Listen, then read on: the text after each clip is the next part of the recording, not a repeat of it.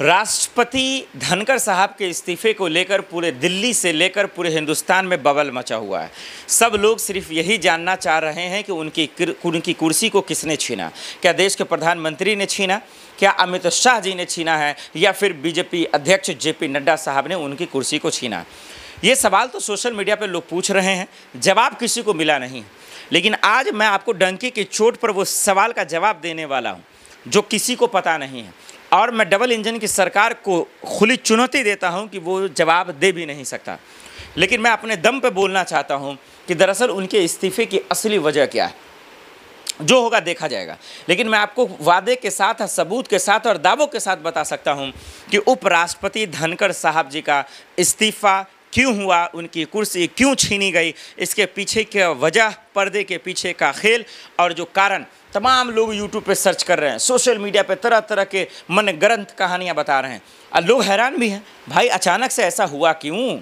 ये सबसे जो मोदी जी के लाडले उपराष्ट्रपति थे, ये सरकार के दरअसल जो है सबसे लाडले उपराष्ट्रपति थे, ये जिन्होंने संविधान की आत्मा को आए दिन बर्बाद कर रहे थे, वो अचानक से इस्तीफा दे दे और इसका वजह पता ना चले, ये तो भाई गजब हो गया। ये तो हैरान करने की बात है ही है। ये तो वही बात हो जाएगा कि इस देश में जब चोरी हो वोटों की और विपक्ष जीत जाए, ये तो हो नहीं सकता। ये तो सत्ता पक्ष ही जीतेगा ना, यही सवाल हो रही है ना। खुलेआम चोरी पकड़ी जाती है और चोरी पकड़ने के बाद चुनाव आयोग से जब सवाल होता है तो ये महोदय कानून बदल देते हैं, क्योंकि चुनाव आयोग ने दरअसल जो आदेश दिया है SIR को लेकर, जो सर्वे हो रहा है उसको लेकर, देखिए ना, पूरे सांसद पूरे सदन को चारों तरफ से घेर कर प्रोटेस्ट कर रहे हैं। क्या कोई फर्क पड़ रहा है? दिल्ली के जंतर मंतर पर प्रोटेस्ट हो रहा है। लोग कहां कहां से आकर प्रोटेस्ट कर रहे हैं, क्या कोई जवाबदेही है? लोग काले लिबास में सड़कों पर आकर, राहुल गांधी, तेजस्वी यादव बिहार में भी, और अखिलेश यादव, सब लोग प्रोटेस्ट कर रहे हैं। कोई फर्क पड़ रहा? नहीं पड़ रहा। और अचानक से क्या हो जाता है? उपराष्ट्रपति का इस्तीफा हो जाता है। अचानक से क्या हो जाता है कि भाई जेपी नड्डा साहब क्या कहते हैं सदन में, जो हम कहेंगे वही रिकॉर्ड होगा। अब आज ये लड़ाई हुई है, आज बिहार विधानसभा में लड़ाई हुई है। ये सदन किसी के बाप का थोड़ी है। बात बिल्कुल सही है। ये हिंदुस्तान का है, ये सदन हिंदुस्तान का है, ये संविधान हिंदुस्तान का है, ये लोकतंत्र संविधान का है, ये पार्लियामेंट और सुप्रीम कोर्ट संविधान का। वाकई में ये किसी के बाप का नहीं है, ये सबके बाप का। और सबके बाप हमारे गांधी जी हैं, ये बापू हैं हमारे, राष्ट्रपिता हैं हमारे। लेकिन आज लोग किसी और को ही बाप बनाते हैं। खैर, बनाने दीजिए उनको। मैं दर्शकों आपको एक एक सबूत देता हूँ, और यकीन मानिए अगर इस वीडियो में शुरू से आखिरी तक आप बने रहेंगे तो आप भी बोलेंगे कि बिल्कुल ये लड़का सही कह रहा है। आप कहेंगे कि एक पत्रकार के होने के नाते मैं बिल्कुल सही कह रहा हूँ, क्योंकि मैं सारे लोगों के वीडियो को देख रहा हूँ। मोदी जी, अमित शाह जी, जेपी नड्डा की चुप्पी की खामोशी को भी मैं बताता हूँ कि आखिर ये चुप क्यों हैं। उपराष्ट्रपति धनखड़ साहब के इतिहास को निकालिए, पिछले 1 से 2 महीने के बयानों को निकालिए, उनके कामकाज को निकालिए। उनके अंदर जो एक दरअसल इंसान जागा था ना, वो उनको ले डूबा। कहते हैं कि बेईमानों के अंदर अगर ईमानदारी की ख्वाब आ जाए या उनका इल्म हो जाए तो फिर उनको जंग से लड़ना तो पड़ेगा, और उस जंग की शुरुआत हुई है जो कुर्सी छीना गया। अब धनखड़ साहब के ऊपर है कि अगर संविधान और लोकतंत्र के लिए लड़ना है तो पूरा हिंदुस्तान आपके साथ है। आइए खुलकर बोलिए, सच बोल दीजिए कि इसके पीछे का वजह क्या स्वास्थ्य है या कोई और है? और कोई और है ये मैं बता सकता हूँ आपको, क्योंकि वहाँ पर पार्लियामेंट में 141 सांसदों ने जब हस्ताक्षर किया तो सोचिए, वो तो जानते थे कि उपराष्ट्रपति धनखड़ साहब की स्थिति क्या है, उनकी बीमारियों को लेकर परिस्थिति क्या है। एम्स में जब उनका इलाज हुआ था कुछ महीनों पहले, तब उनकी रिपोर्ट क्या कहते हैं वो सब चीज़ समझ लीजिए। आज इस वीडियो में आपको पता चल जाएगा कि सदन के अंदर जब पहला सत्र शुरू हुआ, पहले ही दिन जब वो हट्टे कट्ठे आए थे, तंदुरुस्त से, पूरे अच्छे से थे, फिर अचानक से ऐसा क्या हुआ। आइए अब हम आपको वजह बता देते हैं, ना तो आप भी कहेंगे भाई गोल गोल मोदी जी की तरफ मत घुमाओ। तो चलिए सबसे पहला बताते हैं कि धनखड़ जी के इस्तीफे के पीछे का जो असली वजह है वो पहला क्या है। तो उपराष्ट्रपति के इस्तीफे की जो सबसे पहली वजह है वो दर्शकों जस्टिस यशवंत वर्मा है। जस्टिस यशवंत वर्मा पर मैं लगातार पिछले 4 महीने से रिपोर्ट कर रहा हूँ।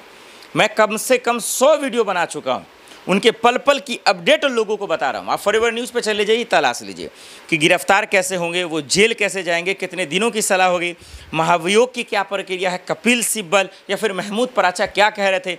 इन तमाम सवालों का जवाब मैं दे रहा था आपको। और बीजेपी की तरफ से हम और आप जानते हैं कि जेपी नड्डा और किरण रिजिजू थोड़ा सा एक्टिव हुए थे महाभियोग लाकर, मैं जो दूसरी वजह समझाऊंगा। लेकिन इससे पहले धनखड़ साहब यानी कि उपराष्ट्रपति ने कहा था कि इस जज को अगर जेल में डालना है, निष्पक्ष जांच करना है और अगर संविधान की कद्र करना है, उनकी रूह को बचाना है, आत्मा को बचाना है, तो फिर इस पर निष्पक्ष जांच कीजिए, एफआईआर दर्ज कीजिए और जज को, ऐसे जज को जिनके बंगले पे 500-500 की नोटों की गड्डी जली हो, उनके सच का पता लगाइए और इनको जेल में डालिए। ये बात किसको बुरा लगी, नागवारा साबित हुई, ये तो आपने कुर्सी छीनने के माध्यम से देख ही लिया होगा और महसूस कर लिया होगा। ये बात उपराष्ट्रपति ने उठाया, हमने इसको खुलकर बयान, उनका बयान छापा भी और खुलकर हमने जो है लोगों को दिखाया भी कि उपराष्ट्रपति धनखड़ साहब कह रहे हैं, और ये अच्छी बात है क्योंकि राष्ट्रपति जी को भी रिपोर्ट सौंपा गया था, प्रधानमंत्री को भी, लेकिन उपराष्ट्रपति जी बोल रहे हैं ये अच्छी बात है क्योंकि जो जितने ओहदे पे होते हैं, जो जितने बड़े पोस्ट पे होते हैं, उनके बातों का अहमियत उतना ही ज़्यादा होता है और उतना ही जल्दी काम करता है। लेकिन ये देश का सिस्टम तो सर चुका है, चलाने वाले लोग तो मर चुके हैं, सिर्फ जिसके पास पैसा है, पावर हो, उन्हीं के लिए ये कानून काम करता है। हमारे देश के संविधान और गरीब तबके के लोगों के लिए तो ये है नहीं। अगर होता तो जस्टिस वर्मा का असली सच सामने आ जाता। तो पहली वजह समझ में आया दर्शकों ये है। दूसरी जो गलती हुई उपराष्ट्रपति धनखड़ साहब से, या फिर यूँ कहें जो मामला है, जो वजह है, वो ये कि दरअसल इसकी सुनवाई लोकसभा में होना था, राज्यसभा में हो गया। ऐसी खबरें आ रही हैं, या फिर राज्यसभा में होना था तो लोकसभा में हो गया।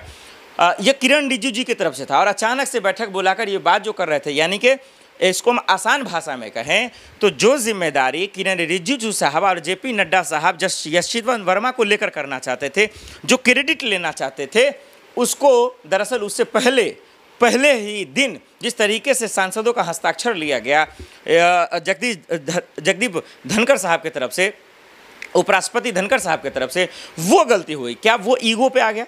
क्या वो दरअसल बुरा लग गया? क्या वो जेपी नड्डा और किरण रिजिजू को जो है ये लग गया कि भाई इसकी इतनी हैसियत, आन बान शान की लड़ाई आ गई? यहाँ पर हो सकता है कि ये गलती है जो दूसरी सबसे बड़ी वजह रही। और तीसरा सबसे बड़ा यह कि खुद की गलती होगी, कहीं ना कहीं आपस में बातें नहीं बन रही थी, अनबन की लड़ाई चल रही थी, तमाम चीज़ें हो गया और बहुत सारी चीज़ें लोग कह रहे हैं। उपराष्ट्रपति से भले ही कुर्सी छीन लिया गया, लेकिन मेरा मानना ये है कि अगर उन्होंने जस्टिस यशवंत वर्मा के वाकई में, हालांकि वो आवाज़ तो उठा ही रहते, तो मुझे लगता है बिल्कुल वो जेन्युइन थे, अगर संविधान के हक के लिए लड़ाई लड़ रहे थे, लोकतंत्र के लिए, क्योंकि उपराष्ट्रपति धनखड़ साहब का जो इतिहास है वो ज़्यादा अच्छा नहीं रहा है। वो सरकार के पिट्ठू में पिट्ठू कर रहे थे, हाँ में हाँ मिला रहे थे हमेशा। जब वो गवर्नर थे बंगाल के, पश्चिम बंगाल के, तो भी लड़ाई थी, तो वो सरकार के खिलाफ थे। वो दरअसल जो है बीजेपी के हाँ में हाँ ज़्यादा कर रहे थे, ये हम सब के सामने है। उनके खिलाफ अविश्वास प्रस्ताव भी आ रहा था, हम सब ने देखा, तो वो ज़्यादा उनका अच्छा नहीं रहा संवैधानिक पद पर रहते हुए भी। इसीलिए उनकी जब उनका नकल भी हुआ तमाम चीज़ें, तो भी उनका मजाक उड़ाया गया राहुल गांधी और टीएमसी के सांसदों की तरफ से। तो उनका वो योगदान नहीं है जो संवैधानिक तौर पर होना चाहिए। जो संविधान की कसम खाकर जो शपथ लेते हैं ना, वो कसम तो था ही नहीं, वो खोखले कसम था, वो हम सबको दिख भी रहा था। लेकिन अगर अचानक से ये जागा, उनका ईमान जागा, अगर उनको लगा कि संविधान की लड़ाई लड़नी है तो ये कुछ करना है, तब तो मुझे लगता है कि उनके साथ गलत हुआ है। भले ही वो कुर्सी चला गया है, किसी ने छीन लिया है, लेकिन आज भी वो उपराष्ट्रपति हैं, वो देश के लिए हैं। वो अगर ईमान से अगर वो किया होगा तो यकीन मानिए कि वो लोगों के दिल में ज़रूर रहेंगे। और उनके लिए बीजेपी चुप इसलिए खामोश है क्योंकि उनको मिर्ची लग गई, उनकी बात नहीं मानी होगी, उनके हाँ में हाँ नहीं मिलाई होगी, इसीलिए वो आज दरअसल जो है तिलमिला और बिलबिला रहे। आप जनता जनार्दन, आपसे बड़ा अदालत कोई है नहीं। आप बेहतर बताइए कि उपराष्ट्रपति के इस्तीफे के पीछे का असली सच क्या है।